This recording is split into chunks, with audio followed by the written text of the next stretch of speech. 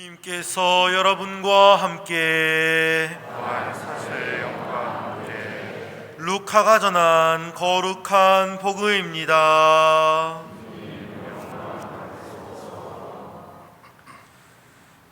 그때 예수님께서 어떤 마을에 들어가셨다. 그러자 마르타라는 여자가 예수님을 자기 집으로 모셔드렸다. 마르타에게는 마리아라는 동생이 있었는데 마리아는 주님의 발치에 앉아 그분의 말씀을 듣고 있었다. 그러나 마르타는 갖가지 시중드는 일로 분주하였다.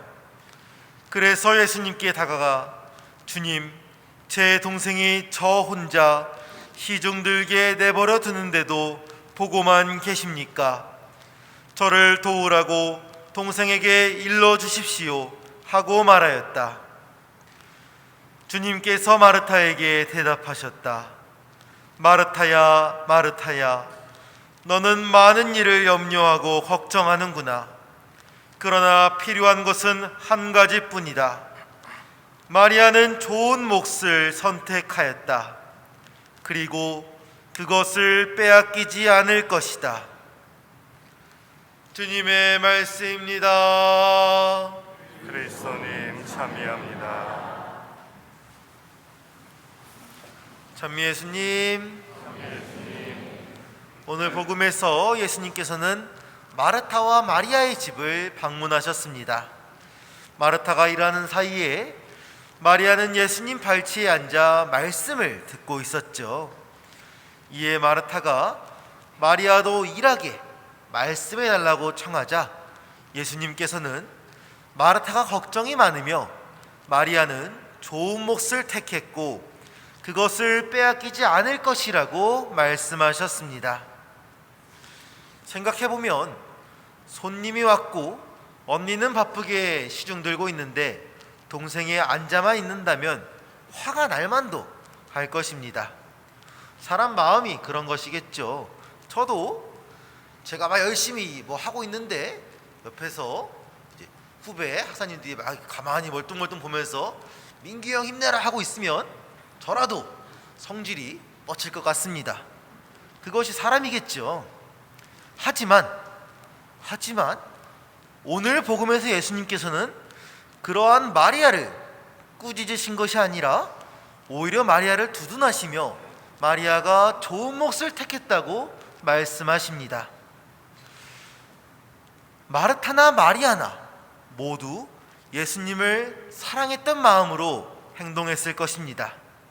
마리아가 예수님을 사랑하여 발치에 앉아서 예수님의 말씀에 귀를 기울였던 것처럼 마르타도 예수님께서 편안히 지내실 수 있도록 시중을 들었던 것이죠. 예수님께서 다짜고짜 마르타의 집에 들어가신 것도 아니고 마르타가 예수님을 집에 모신 것이니만큼 그러한 마음은 더욱 강했을 것입니다.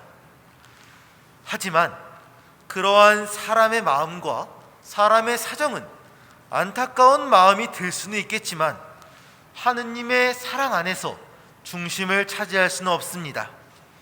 가장 중요한 것은 내 삶의 중심에 하느님의 말씀이 자리하시는 것이기 때문입니다.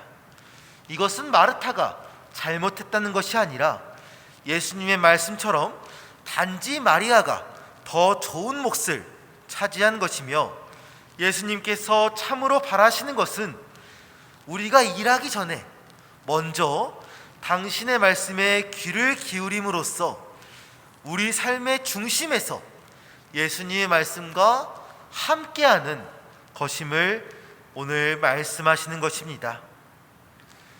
그리고 이러한 하느님의 말씀을 경청하는 삶의 자세는 단지 우리가 앉아서 기도할 때만 그런 것이 아니라 우리의 삶, 우리의 현실 안에서도 실현되어야 합니다. 오늘은 농민주일이죠.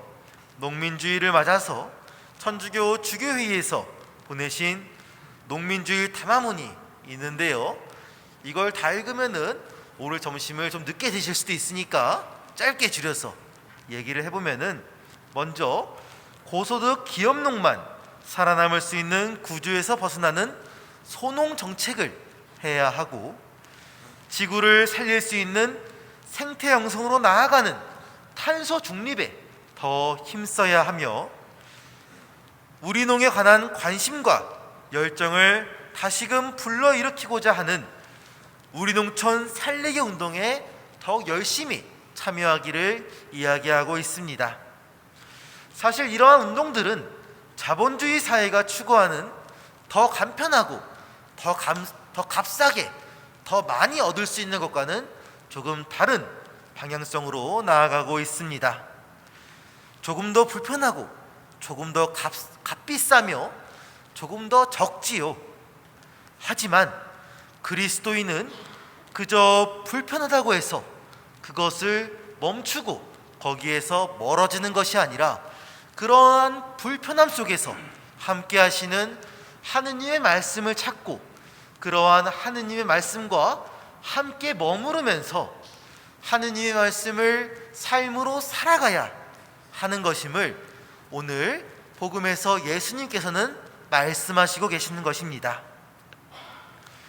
사람이 자기 일에만 집중하면 하느님의 말씀에 귀를 기울일 수가 없습니다.